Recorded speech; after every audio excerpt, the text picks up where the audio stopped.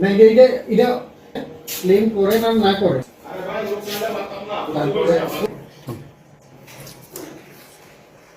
গতকাল 15 তারিখ রাত্রিবেলা 2টার সময় আমরা একটা গোপন সূত্রে খবর পাই যে কমলনগরে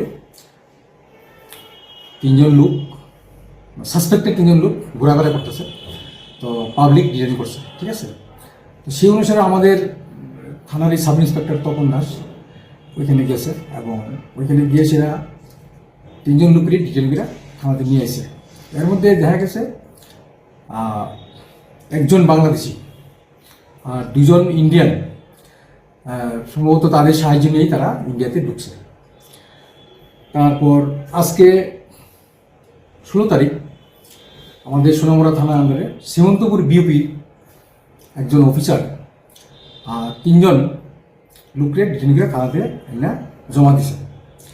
এর মধ্যে 2জন মহিলা যাদের মানে পরিচয় জানা গেছে বাংলাদেশি, আর একজন পুরুষ লোক যে ইন্ডিয়ান, সোনামুড়া এরিয়াতে তার বাড়ি। সম্ভবত সে তার সহযোগিতায় সে তারা ইন্ডিয়াতে